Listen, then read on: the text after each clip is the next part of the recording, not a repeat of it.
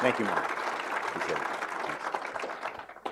Thank you, Maureen, for that overly generous introduction. Sounds like an impressive guy. I'd like to meet him sometime.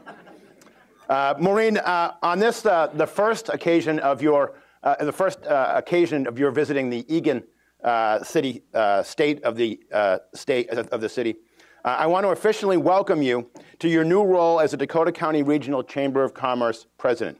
We look forward to working with you because we are indeed better together in partnership. And thank you as well to our host, Thomson Reuters. Thomson Reuters is Eagan's largest employer and a pillar of our community. We recently lost an important member of the Thomson Reuters West Publishing family with the passing of John Nassif before his 94th birthday. Under John's leadership, West began moving manufacturing operations to Eagan in the 1970s. It began purchasing land and relocated all of its operations here in the 1990s. Those decisions were milestones in the development of our community and, I believe, this company. John used to say, when you go to Eagan, you don't have any troubles. You walk in and you're greeted with a smile, and if you have a problem, they try to work it out. John's caring soul and the 40-year partnership that we've built together is reflected in the generous $100,000 donation he and his wife Helene made to the creation of the Tom Hedges Plaza in support of the old town hall. John may be gone, but his legacy lives on in Eagan and in Thomson Reuters. Please join me in a moment of silence and gratitude for the life of a remarkable man, John Nassif.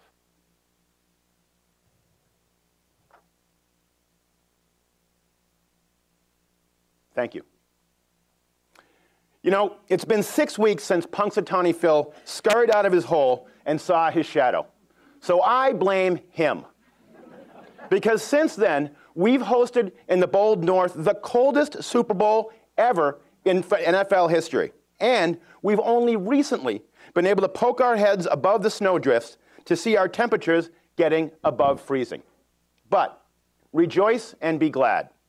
For just 2 days ago, spring officially sprung, at least on the calendar. But our very best seasons are now before us. So today we're going to try to warm it up with a brief look at the record-setting year that Eagan's had, and I'll talk about even more good things still to come. Yet, as well as things are going, we know we can't spend all of our time smelling the roses. So I'll also talk about some of the challenges that come with our success. But before we get to all that, allow me to take a moment to welcome some of our special guests, both here and at the legislature in St. Paul. First off, I want to recognize our state legislative delegation, none of which could actually be here today because it's policy deadline week, and there are committee meetings at 8 o'clock. So credit to Senators Jim Carlson, Representative Sandy Mason, and Representative Lori Halverson, as well as I want to recognize County Commissioner Tom Eagan for being here today. To all of them, thank you so much for the work that you do for Eagan, for our county, and for our state. And as an aside, it's taken way too long, but the state legislature is among the many American institutions that have been forced to deal with the consequences and the reality of sexual harassment. Were it not for the strength and courage of victims stepping up and speaking out to say, "Me too," long overdue conversations would not be happening in your businesses, in Hollywood movie sets, in our workplaces, and at the state legislature. In Minnesota, you should know that Representative Lori Halverson has been among the courageous women to speak out about what has happened to them at the legislature. Giving voice to those complaints and concerns, I know, was not easy. Trying to change a culture never is. And to be clear, this isn't political, it's cultural. It's a cultural that we need to address and that we must change. So please join me while we're gathered here to recognize and thank Representative Halverson for, like so many courageous women everywhere, showing us the way forward.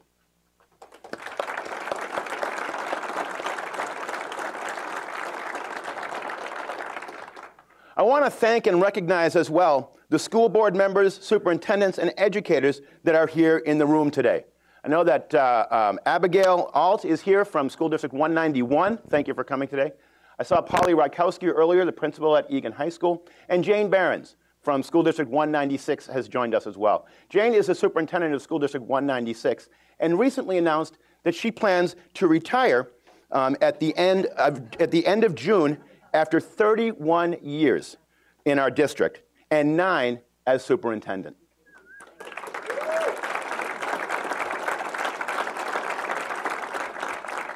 Jane, those will be very difficult shoes to fill, but we thank you for your commitment and your service to our youth.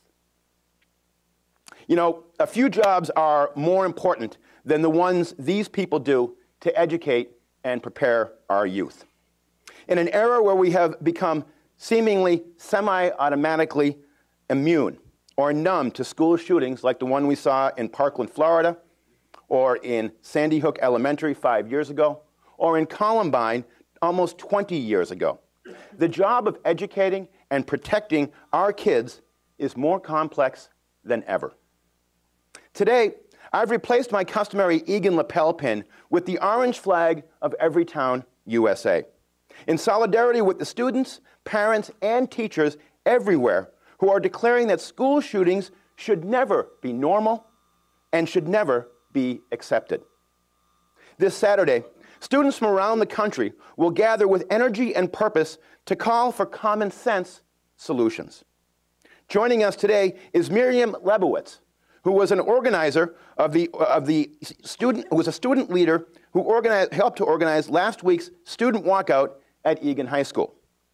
My hope is that with our youth leading the way, legislation can be found that school board members, police chiefs, mental health professionals, and responsible gun owners alike can all get behind.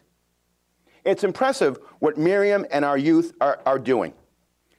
They are asking, including Emma, Macy, and Annika, her fellow organizers, us as adults, what is it that we're going to do to not let them down again? In communities, in states, and in our nation's capital, I hope and pray that we have an answer. I hope that we act, because prayer is not enough. I also want to take the time to thank the business and community leaders who have joined us today. Thanks to our advisory commission members also, who contribute so much to the way the city is run and organized. I'm proud as well to express my gratitude to the Eagan City Council for the work that they do every day for our city. In an era where compromise is seen as a dirty word, people see dysfunction and paralysis at too many levels of government. And politics seem to have taken a center stage over sound public policy. Our city council stands in contrast, consistently working towards consensus. We get things done because all of us approach the job with one question: what's best for Eagan? Now, unfortunately, my colleagues from the City Council couldn't be here today. Half of them are actually on injured reserve. But if we can take a minute and thank them for their work, I would appreciate it.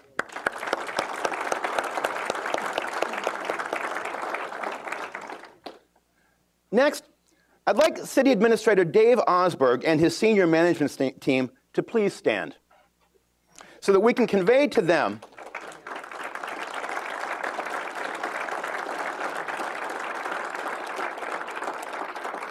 thank you. We want to convey to them and to all of our talented staff our gratitude for a well-run city. So again, let's thank them for their professionalism. I'd like to specifically call out the work of Tom Garrison, our communication director, and our entire communication staff, Joanna Foote, and Crystal King, as well as the ETV staff. You know, we start working on this presentation in January. And if things go well today, it is certainly not because of me, it's because of the hard work they've put in over those months to pull today off. So please give them a round of applause.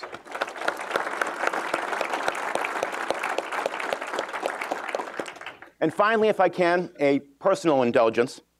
I want to acknowledge my wife, Janelle, who's up in the front row here. When she married me, she took the familiar vow for better or worse, and she's certainly gotten both. But I don't think either one of us realized that for better or worse would mean giving up every Tuesday night for 15 years and beyond. Janelle, thank you for all you do for our family and all the slack that you pick up when I'm here doing the mayor's job.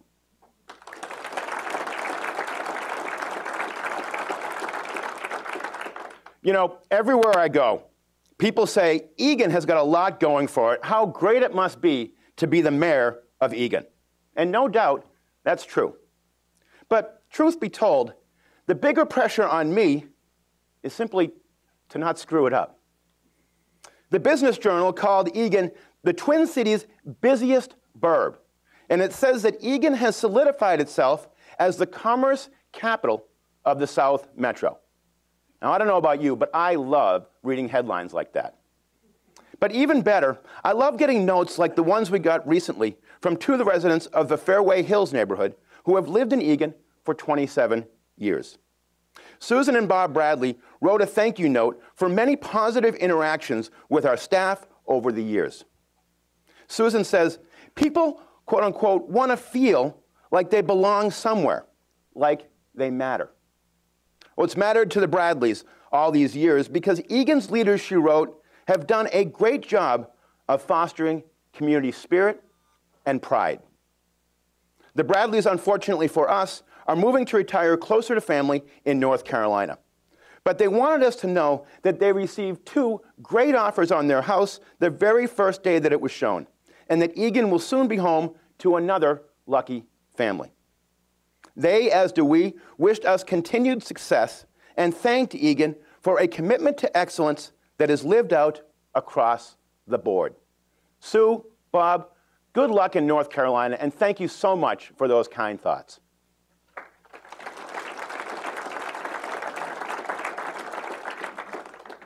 So I think we have at least two important tasks today. First is to celebrate the success that Eagan has and we can all be proud of. Secondly, however, in the spirit of not believing our own press, we need to recognize that there are challenges ahead of us and to pledge our collective best efforts to arrive at consensus so we don't screw it up. So let's begin with the good stuff because we really have had quite a year. If you've noticed a lot of construction cranes and building activity going on in Eagan, you are not mistaken. This year, Eagan blew the doors off previous records, adding $428 million worth of new valuation. Indeed, the purple are a sizable chunk of that, $102 million, with the construction of the Vikings' new indoor practice facility, headquarters, and outdoor stadium. It's all known as the Twin Cities Orthopedic Performance Center. And there's another $52 million worth of investment in the Vikings Lakes area already, particularly in sports medicine and the Twin Cities Orthopedic Medical Office Building. While the headquarters grand opening won't be until June, move-in day, as many of you know, has already taken place. So for those of us who haven't been through the facility, let's take a high-level glimpse at the amazing new addition to Eagan.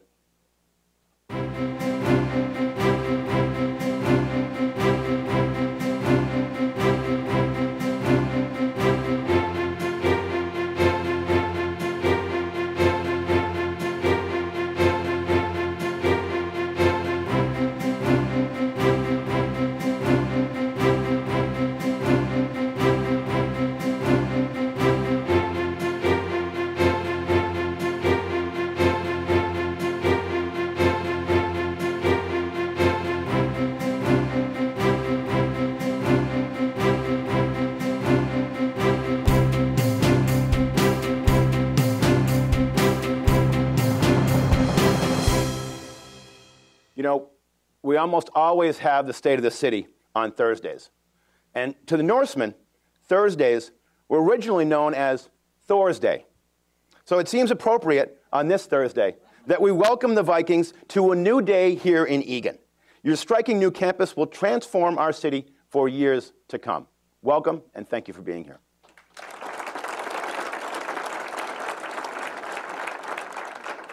But it isn't just the purple who are making their mark on Eagan. That $428 million worth of new construction and remodeling includes both businesses and homes. So whether you built a new store or home, remodeled or repurposed your office, reinvested in a new kitchen or a new roof, all of you are a part of Eagan's success. The money being spent here, according to the Business Journal, tops every Twin Cities suburb. And it's more than Edina and Eden Prairie combined. To put that into perspective, Eagan's rolling 5-year average has been right around $150 million in new valuation every year. The previous high in 2003 was about $218 million, including construction of the Premium Outlet Mall. So, in short, we didn't simply set a new record, we just about doubled the old record, and we performed more than 185% above average. Some of the details on that. United Properties is well underway on Prime Therapeutics' remarkable 30-acre campus. Phase 1 is 90% complete, and the interior finishes are proceeding. Eagan's seeing growth across a number of sectors: retail, multifamily, senior housing, office, industrial, and hotels. Back during the recession, some people said it couldn't be done. But in April, we expect to complete the sale of the last city-owned development site within the Cedar Grove redevelopment area, helping to complete a nearly 2-decades-old vision to revitalize the 80 acres at Highway 13 near Cedar Avenue. There are new openings from Chick-fil-A to the Union 32 Craft House. Even the former Valley Lounge has been wonderfully transformed into the Yankee Tavern.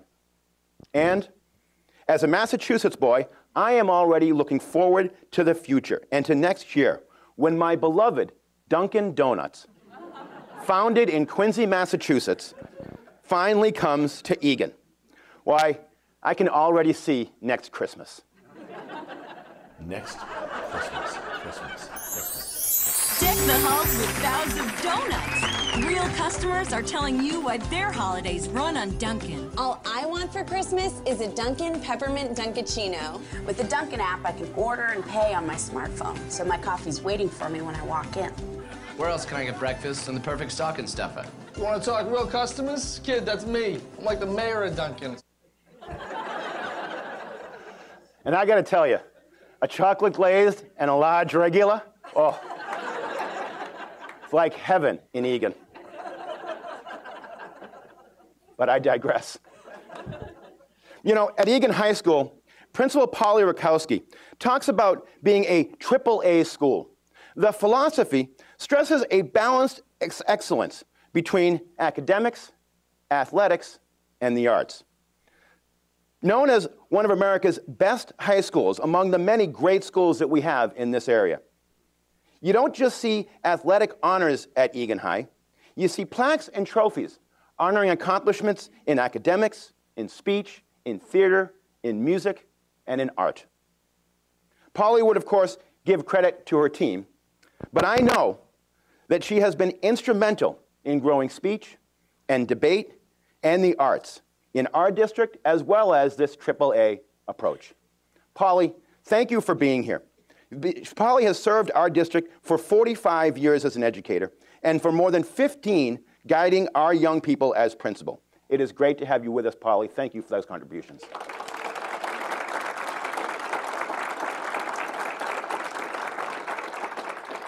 Now, I want to tell you that I think Eagan is working on being a AAA city. If academics is first and foremost about producing smart, adaptable kids, well then surely Eagan wants to be known for administering smart government that adapts to inevitable change. If our young people learn an appreciation of the arts, well so too can adults who live and visit here appreciate a growing Eagan arts scene. And if you want young people to do more than just sit around playing video games, it's a good idea for a community to be active and involved in civic and recreational activities. So let me say just a few words about what the city is doing in each of these areas and other improvements to improve the look, feel, and the functionality of our city. For the first time since the 1990s, major work will be done to renovate and update City Hall and the Eagan Police Station. In 2018, we are again investing in the People's Building, City Hall, where you all come to conduct your public business, to get a permit, to hold a meeting, or to be heard in one. We're adding a new community and training room, more collaborative spaces for the public and staff members to meet, and staff with smarter workflow and updated technology, and offices with smarter workflow and updated technology, which help to facilitate collaboration. Just 1 week ago, administration staff moved over to the Fire Safety Center on Yankee Doodle. That's so that the Eagan Police Department could utilize City Hall offices while the police department is being renovated. For police, there'll be new spaces for digital evidence analysis and collection, more secure facilities to transport prisoners and to park squad cars, improved locker rooms for our female officers, and many more improvements.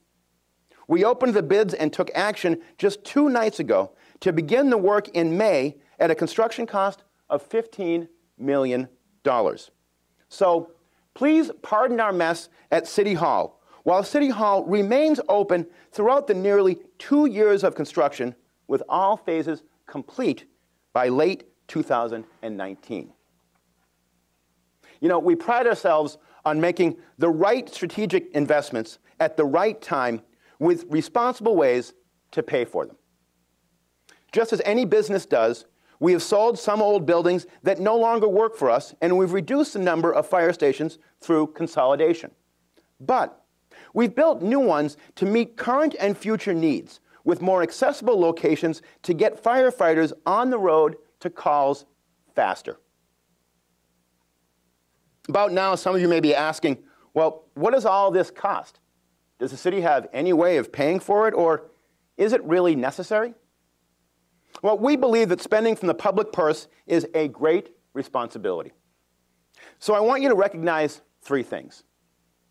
First, in 2017, the Minnesota Center for Fiscal Excellence, formerly the Minnesota Taxpayers Association, ranked the fiscal health of the state's 30 largest cities on 10 different metrics, from debt ratios to pension obligations.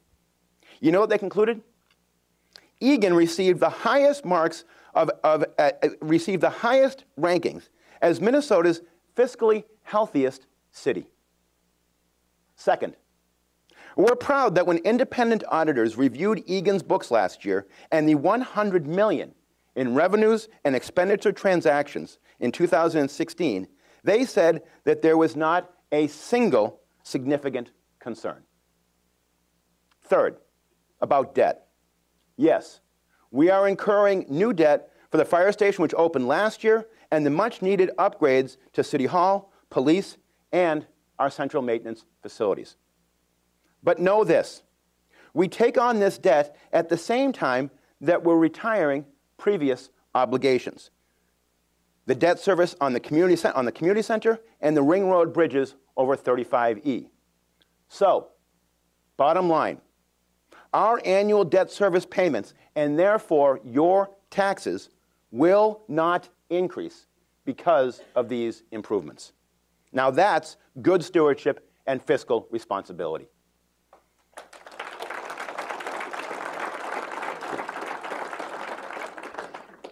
Across town, you can see the new communication center tower that we talked about last year lighting up the night sky. But below, on the ground and under the ground, Public Works has managed $13 million worth of new and reconstructed city streets and utility systems. We've also updated and unified the city's visual identity because increasingly, Eagan's entering the national spotlight. The fact of the matter is, you all recognized it before we did. In response to public recommendations from the Eagan Forward Community Engagement Project, people said that the old logo was dated, that it looked like a broccoli tree. I didn't even know that was a thing. and that it did not represent the Eagan that we are today. Now, the previous tree image served us well for 25 years, but it has also probably served its time as one of several looks that we've had over the years. So for the first time, Eagan has a unified brand identity system that ties together the corresponding marks of our other city operations from Cascade Bay to the community center in a unified way that works in all formats and boldly positions Eagan today. These marks of distinction were professionally designed by an Eagan resident for the people of Eagan, and the response has been overwhelmingly positive. Now, there are always critics skeptical of government spending, and that's an important right in our democracy. But when folks evaluate the job that we're doing, I'd ask them to look at the entire body of work and to see what Eagan is doing to remain competitive, accountable, and transformative. An active community also needs facilities that foster local recreation programming, and we're doing that at the newly expanded Bridle Ridge Park Shelter, and we're updating other sites as well. As I said last year, new businesses invest in communities that invest in themselves. Investment follows investment, and that leads to vibrance. As the recreational interests of our residents continue to evolve, people have said that they wanted a splash pad, a skate park, and pickleball courts. In 2018, look for those investments to be made. Altogether, over $3.5 million will be devoted to the upgrade of our parks in the next 5 years. Access to recreation programs will now all be centralized at the Eagan Community Center, which is open longer and later than our former City Hall Parks counter. That means that you'll have more time to conveniently get that pass or sign up for the class that you want to take. I've said it all along that what makes our city great is not primarily what the city staff or the council do, although I like to think that that's a little important. What's more important, however, is what all of you do. A great example of this is the idea brought to us by Nate Damrow for a weekly free run at the same time and the same place. Park Run meets every Saturday morning at Thomas Lake Park at 9 in the morning. We help to map out the course, and there are timed 5K runs so that you can keep track of your week-to-week improvement on the 5K run. Thanks to Nate's idea, last April, Eagan became only the 9th park run in the United States, a number that has now grown to 17 cities nationwide. We're also seeing private and public investment in the arts. That's personified in the good people of Artworks Eagan, who have made a major investment in the future of arts in Eagan. They bought the old fire administration building and have transformed it into a unique collection of studios and connections for our arts community and our citizens. They, along with the many fine education and outreach offerings at the Eagan Art House, are raising the profile and furthering the appreciation of arts in our community. This last year saw public art installations at 5 sites, from parks to parking garages, from art benches to butterflies, giving flight to our imagination and showcasing Eagan as a destination city. All of these efforts, from the arts to facilities, from recreation to renovation, are perhaps why 96% of Eagan residents and businesses overall rate the city's quality of life as excellent or good. But there are indeed challenges ahead. Having a great place to live and work doesn't do a lot of good if we don't have enough people to do that work. Our surveys tell us that right now, workforce supply is becoming a significant issue. In fact, Eagan businesses told us workforce supply was the #1 most serious issue in our 2017 survey. Employers can't find enough good people, and in some cases, they can't find people at all. You're seeing it in the signs and windows around town. We've had restaurants like Punch Pizza and Naf Naf Grill who couldn't open on time, or who couldn't open as they had hoped to because they couldn't find enough quality workers. Why do we need to care about that? Well, a couple of reasons. Whether it's retail, arts, entertainment, accommodations, or food service jobs, the Convention and Visitors Bureau calculates that there are more than 5,000 of them in Eagan. Now, your business and our city can't afford to take for granted the $76 million in wages that they make and the $57 million in sales tax revenue that the hospitality industry spreads throughout Dakota County. Our logistics companies are seeing shortages of truck drivers, and that's concerning because almost 70% of U.S. freight is transported by truck. In January, Thomson Reuters had 235 jobs posted and nearly 2,000 positions over the course of last year. Blue Cross Blue Shield had 508 vacancies this last year. Ecolab, more than 450. Independent School District 196, 229 openings. Nationally, 45% of small businesses were unable to find enough qualified applicants to fill jobs, and 6 out of 10 employers had positions vacant for 12 weeks or longer.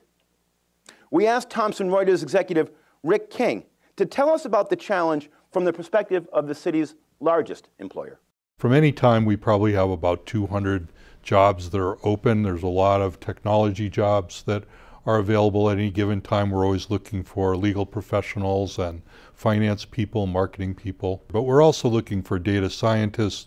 We're looking for people to develop artificial intelligence.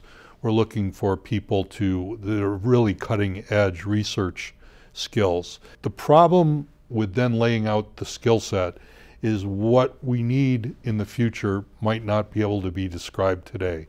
We need people that think, that have an ethic of just constant learning and curiosity about the newest thing.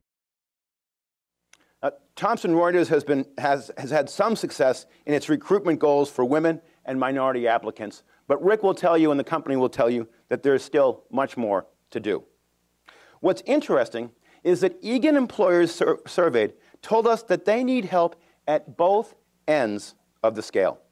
Qualified people to handle skilled technical jobs, but you also told us that you need more manual laborers, more maintenance workers, and bus or truck drivers as well. So while Rick King might need a senior software engineer, Hy-Vee might need someone to stock the shelves, or other stores might need clerks to ring up the sales. And even at the city of Eagan, as companies compete on wages, that's forcing us to look harder at what we pay our summer seasonal employees if we want to have the people that we need to lifeguard, to mow lawns, to maintain the ball fields, and to assist with parks programming. Now, a couple of areas that I might collectively suggest we examine would be transportation. Not only getting our employees to Eagan, but the east-west transit links within Eagan and Dakota County. Second would be to take a fresh look at homes that are affordable to lower and moderate income workers. Our partner, the Dakota County CDA, does great work in this area and has 200 workforce units housing units in Eagan. Unfortunately, there is currently a waiting list of 2,000 names for their townhomes and apartments in Eagan as well. Why do we need a renewed effort on affordable places for workers to live? Well, if you scan the list of occupants in CDA developments, here's what you'll find.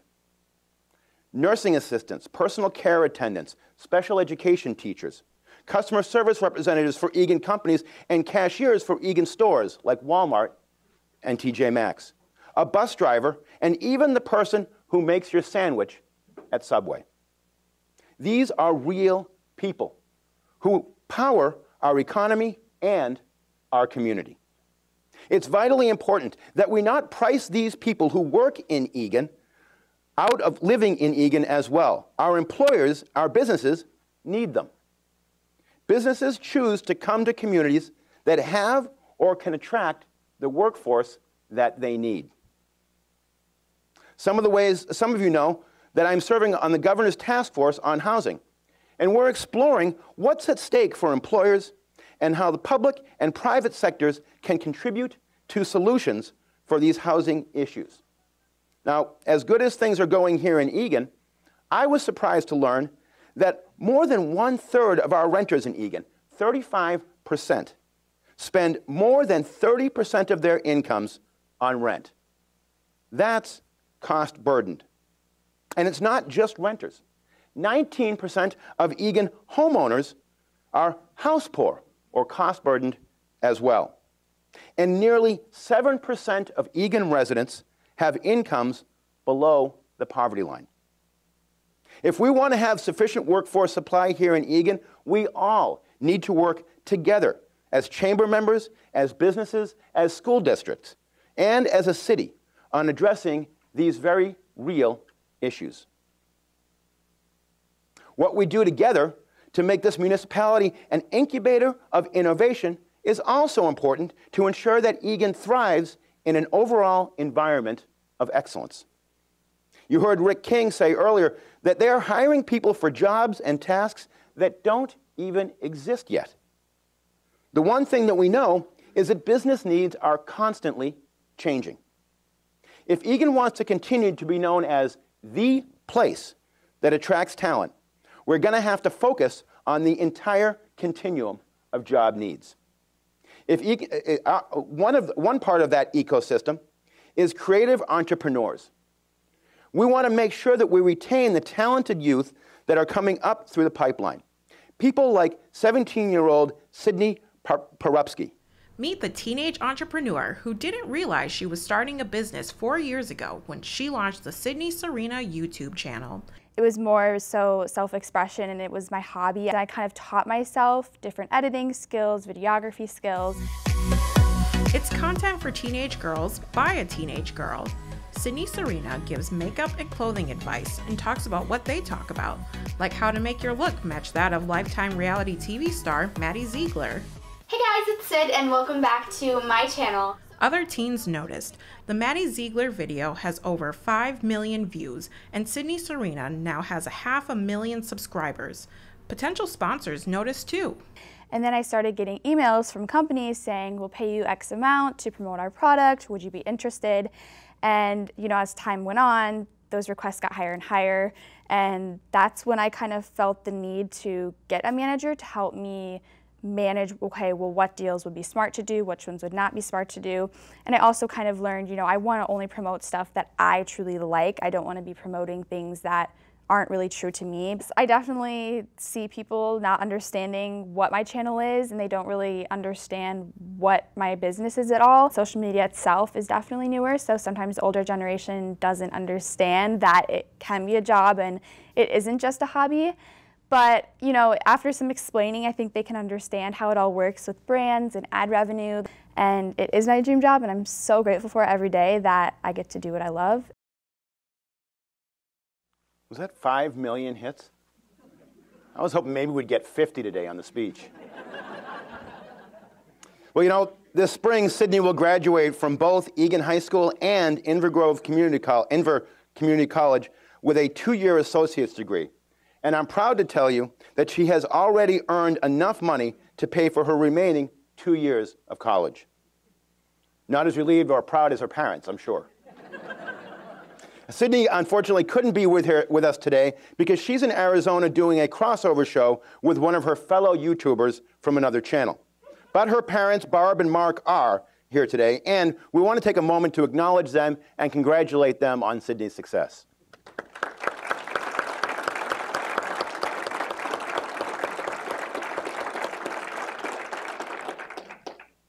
There are, of course, other efforts to nurture creativity here in Eagan, like the iLab Innovation Center at the Dakota County Westcott Library, where 2,600 appointments were made by people wanting to be content creators, not just consumers, using 3D printers, digital scanners, video cassette converters, and video and audio production equipment.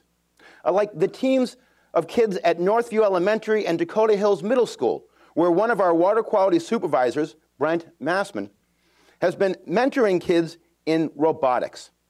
One of those teams, the Purple Circuits, coached by Julie Jensen, focused on leaves clogging catch basins and got a second-place award on teamwork. And the Minnesota Vikings have plans for a 3-story, 57,000 square foot office building that will lease space to startup science and technology businesses on their campus here in Eagan. The so-called STEM building is meant to incubate entrepreneurship and innovation. You know, we talked last year about the intersection of good infrastructure and good community amenities. And that in order for us to fully recognize our potential, we have to grow the vibe of Eagan as a fun place to be and as a dynamic city that adapts to changing conditions. Now, why is this important? Well, one of the things is, at the risk of sounding like Gopher football coach P.J. Fleck with his chart of success, Eagan's glide path to success won't always keep going up and up. There'll be peaks and valleys, and we have to both expect and prepare for the challenges ahead of us. Yes, 94% of businesses and 92% of our residents think the economy in Eagan is excellent or good. But a little over 21 years ago, during the so-called dot-com bubble, Federal Reserve Chairman Alan Greenspan warned of just such a situation. He was concerned that some people thought that the party would never end and that markets would keep going up and up. He called that irrational exuberance. And as we all know, the unexpected can and pretty regularly does happen. Well, in fact, there are a few things that we're watching that ought to have your attention as well. One of those is the challenges of the emerald ash borer, a tiny pest that can destroy trees if left unchecked. EAB was first spotted in Minnesota in 2009. It came here by way of Michigan, and it was first spotted in Eagan 5 years later in 2014. It spreads up to 2 miles a year, and that's a problem. While the city doesn't count the number of ash trees on private property, a projection based on DNR data is that about 1 in 5 trees in Eagan overall is an ash tree. In some areas of our city, like the Cedar Grove, up to 50 to 60% of the tree canopy is ash. So, of those estimated 56,000 ash trees, a little over 93% of them are on the private property of business owners and homeowners. Now, the city is and has been actively addressing EAB in public areas for several years now, and that fight will continue. But the pesky ash borer travels without regard to whose property it is, public or private. Experts project that without a significant escalation in the fight against emerald ash borer, in 3 years' time, the mortality rate could be 80% of the ash trees in Eagan.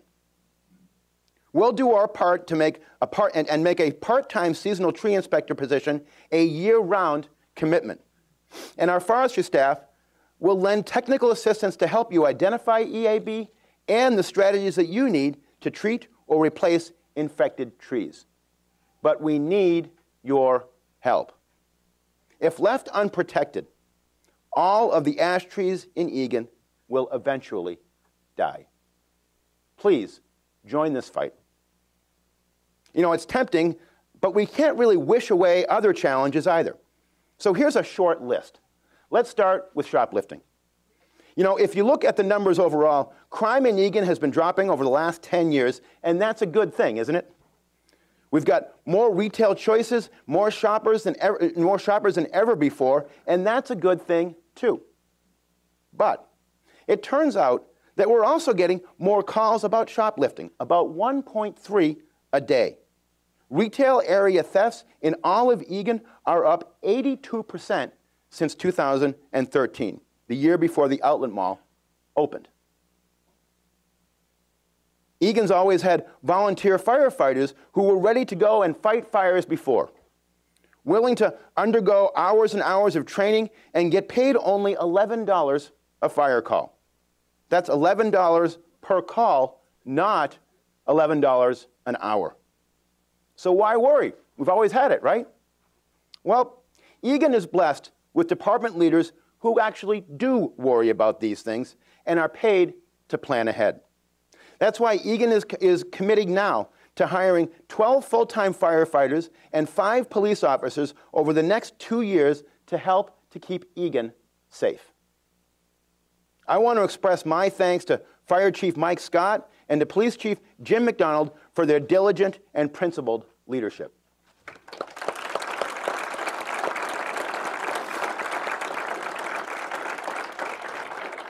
Now, you might not realize it, but last fall, Eagan received a National Voice of the People Award for Excellence in Public Safety.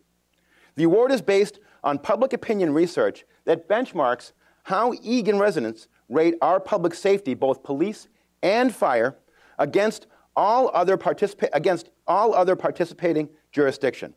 Now, we were up against hundreds, yes, hundreds, of other cities, and yet an astounding 98% of you feel safe in your neighborhoods and rank fire and police services consistently in the 90th percentile.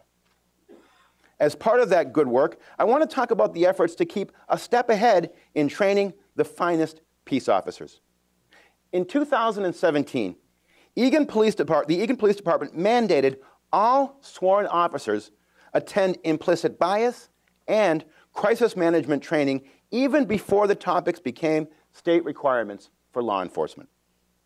As an aside, on the City Hall side, we've got 9 members of our staff participating in monthly meetings learning about race and equity issues.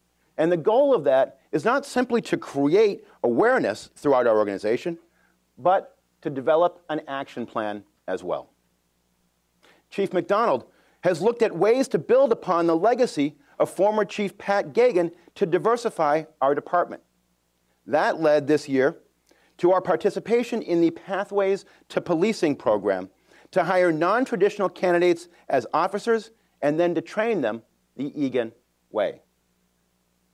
Max officers are also confronted with an increasing number of calls that involve mental illness, up 65% in the last 8 years. So, to give his officers the tools to respond, we are now participating in a program called Vitals that utilizes a smartphone app which automatically alerts officers when they are in the presence of a special needs person who is wearing a small beacon on a lanyard around their neck. The app provides the person's profile and the best and safest ways to approach them. Now, Chief McDonald, you may not know, has recently informed the City Council that he plans to retire after this year and after 30 years of service and 11 years as our police chief. Chief, I know that your commitment to the city has meant a lot of time away from your family, and I know that they'll appreciate having more time with you. I also know that we'll have the opportunity to talk more before your retirement. But for now, please accept our sincere thanks to you and your family for your dedicated service to the city of Eagan.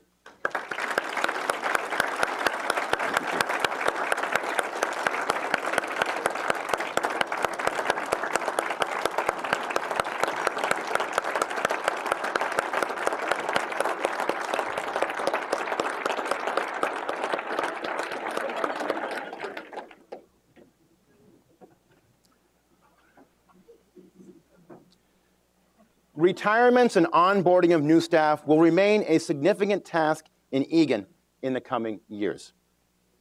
And because past performance does not ensure future success, we have to be able to adapt, to change. Because resilience is all about being able to overcome the unexpected. Paul Allen? What, are you kidding me, Mayor? Don't be so serious. You're burying the lead here. Stephon Diggs this. The Minnesota Vikings are already in their new headquarters. Based on the playoffs, they're one of the 4 best teams in the NFL. That gives me some kind of feeling, Adam Thielen that is, that the Vikings' first training camp in Eagan the 3rd week of July is going to attract purple people from all over the state, baby. They'll be filling up at your gas stations, eating at your restaurants, and staying at your hotels. Can you say touchdown for the local economy? Well, PA, I could feel you here, but can I get my speech back? No, Mayor, I'm not done. Think about how new development will boost Eagan's workforce. Who wouldn't want to work here with all the new attractions and good jobs coming every day? Eagan has scored, so strike up the band. It's your job to bring it home. Oh, for Pete's sake. Really?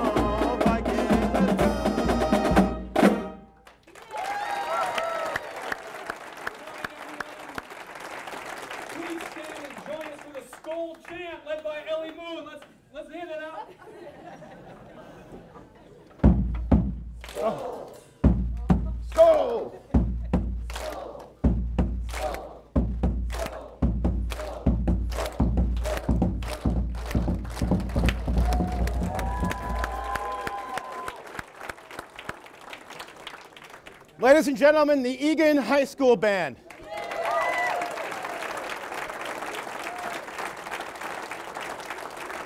Well, as I was saying, Eagan is on a roll. Skol, Eagan. Let's go out with the Eagan fight song, guys. 1, 2, 1, 2, ready, and...